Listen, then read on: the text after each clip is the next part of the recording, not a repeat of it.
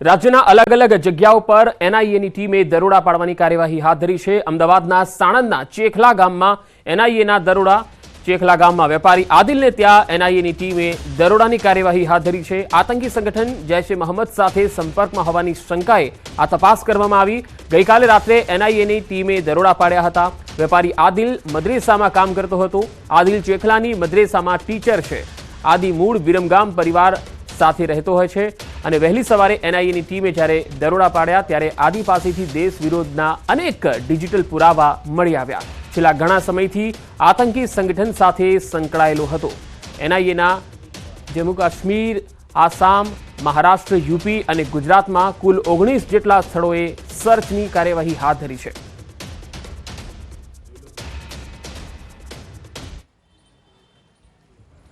NIA द्वारा देशभરના વિવિધ જગ્યાએ સર્ચ ઓપરેશન કરવામાં આવ્યું હતું, જે અંતર્ગત દેશના 19 સ્થળોએ સર્ચ ઓપરેશન કરાયું હતું। જમ્મુ કાશ્મીર હોય, આસામ હોય, મહારાષ્ટ્ર હોય, યુપી હોય કે ગુજરાત હોય, તમામ જગ્યાએ સર્ચ ઓપરેશન કરાયું હતું, જેમાં ગુજરાતમાં પણ એનઆઈ દ્વારા દરોડા જે છે તે કરવામાં આવ્યા હતા। સાણંદના ચેખલામાં પણ એનઆઈ દ્વારા દરોડા જે છે તે પાડવામાં આવ્યા હતા અને આપ જે દ્રશ્ય જોઈ રહ્યા છો કે સાણંદ તાલુકાનું આ ચેખલા ગામ છે અને ત્યાં આદિલ નામનો જે ટીચર જે છે તે મદ્રેસાની અંદર શિક્ષણ આપતા હતા અને તે મૂળ આદિલની વાત કરવામાં આવે તો મૂળ વિરમગામ માંથી આવે છે અને 3 મહિનાથી અહીંયા આ જે બાળકોને મદ્રેસાની અંદર શિક્ષણ જે છે તે આપતા હતા। વહેલી સવારે જ એનઆઈ દ્વારા દરોડા પાડવામાં આવે છે અને આદિલની વિસ્તૃત તપાસ જે છે તે કરવામાં આવી છે। મહત્વનું સાથે સાથે એ પણ છે કે જે પ્રમાણે જે આદિલ જે છે તે ડિજિટલ પુરાવા જે છે તે પણ પ્રાપ્ત થયા છે। તેમનો મોબાઈલ ફોન હોય કે સાહિત્ય હોય, તમામ પ્રકારના જે ડિજિટલ પુરાવા પણ મેળવવામાં આવે છે। છેલ્લા ઘણા સમયથી આતંકી સંગઠન સાથે સંકળાયેલા હોવાની બાબતો જે છે તે પ્રાપ્ત થઈ હતી અને તેને લઈ અને એનઆઈ દ્વારા આ જે તપાસ પ્રક્રિયા જે છે હાથ ધરવામાં આવી હતી અને તમામ પુરાવા સાથે વધુ તપાસ જે છે તે એનઆઈ દ્વારા સર્ચ ઓપરેશન કરવામાં આવી રહી છે। કેમેરામેન અમિત શર્મા સાથે ગૌતમ શ્રીમાળી, ન્યૂઝ 18 ગુજરાતી, સાણંદ। સમગ્ર દેશમાં શરૂ થશે કેશલેસ ટ્રીટમેન્ટ યોજના। 3 મહિનામાં સમગ્ર દેશમાં શરૂ થઈ જશે આ યોજના। રોડ અકસ્માતમાં મોતના બનાવોને રોકવાનો પ્રયાસ। રોડ અકસ્માતની સ્થિતિમાં 1.5 લાખ સુધી કેશલેસ ટ્રીટમેન્ટ આપવાની યોજના છે। આજે લોકસભામાં પૂછાયેલા એક સવાલ પર કેન્દ્રીય રોડ અને પરિવહન મંત્રી નીતિન ગડકરીએ નિવેદન આપ્યું। ગડકરીએ કહ્યું કે પાછલા એક વર્ષમાં 1,72,890 લોકોના મોત રોડ અકસ્માતથી થયા। એક રિપોર્ટ પ્રમાણે 30% લોકોના મોત તાત્કાલિક સારવારના અભાવે થયા હોવાનું ખુલ્યું છે। આ યોજનાનો પાયલટ પ્રોજેક્ટ હાલ 6 રાજ્યોમાં લાગુ છે। આવતા મહિનામાં ઉત્તર પ્રદેશમાં લાગુ થશે, જે બાદ 3 મહિનામાં સમગ્ર દેશમાં લાગુ થશે।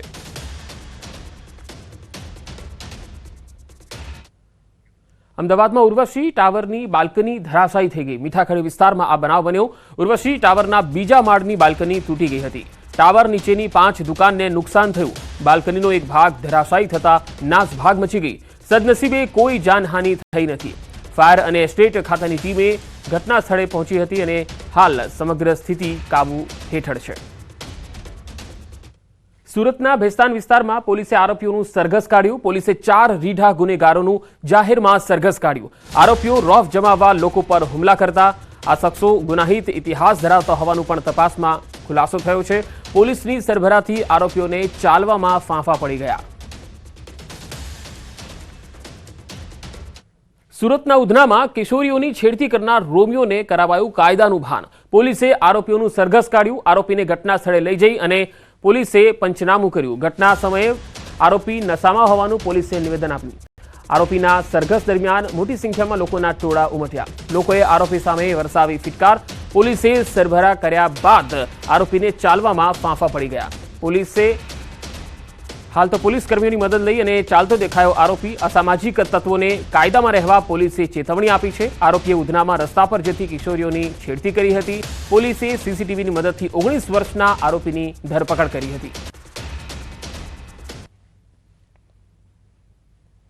સુરતના ઉધના વિસ્તારમાં 2 બાળકીઓ સાથે એક યુવક દ્વારા છેડતી કરવાનો મામલો સામે આવ્યો હતો। જોકે સમગ્ર ઘટનાના સીસીટીવી સામે આવતાની સાથે સુરત પોલીસ હરકતમાં આવી હતી અને 19 વર્ષના એક યુવકની 24 કલાકની અંદર ધરપકડ કરવામાં આવી હતી। 8 તારીખ રાતની આ ઘટના હતી અને સોશિયલ મીડિયામાં 10 તારીખે વિડીયો વાયરલ થયાની સાથે જ પોલીસે કાર્યવાહી શરૂ કરી હતી। ખાસ કરીને 19 વર્ષનો આ યુવક છે કે જે નશાની હાલતમાં હોવાને લઈને ભાટેના વિસ્તાર, ઉધના વિસ્તારનો જે વિસ્તાર છે ભાટેના, ત્યાં 2 યુવતીઓની છેડતી કરી હતી, જેને લઈને કહી શકાય કે પોલીસ દ્વારા તેમના વિરુદ્ધ કાર્યવાહી કરવામાં આવી છે, ત્યારે દ્રશ્ય ઘણું બધું કહી જાય છે કે કયા પ્રકારની કાર્યવાહી કરવામાં આવી છે.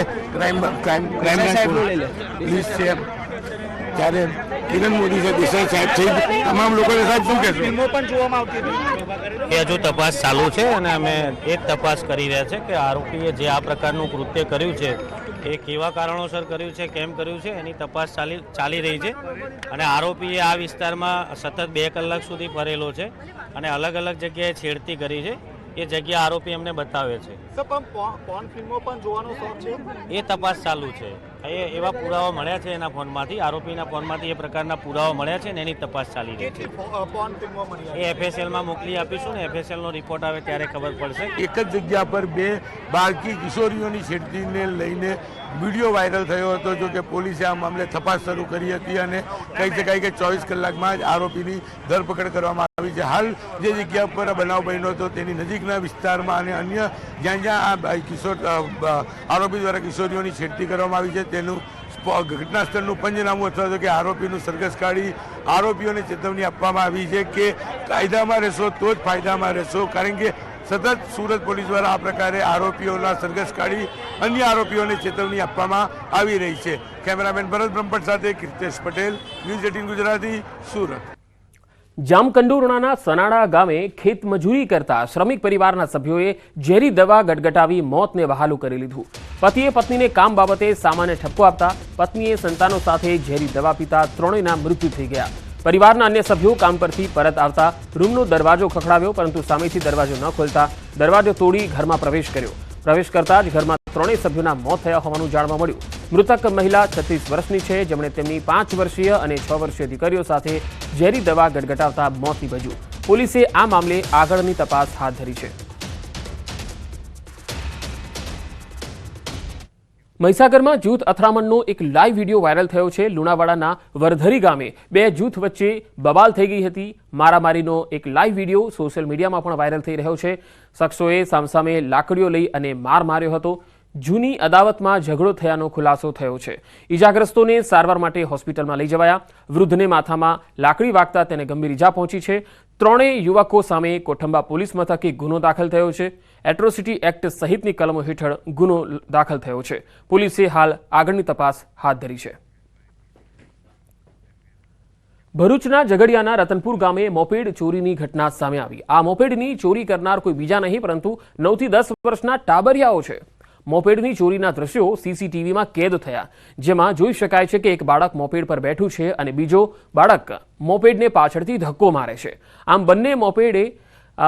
બંને જે બાળકો છે મોપેડની ચોરીની આ ઘટનાને અંજામ આપી રહ્યા છે. હવે પોલીસે આ CCTVના આધારે તપાસ હાથ ધરી છે.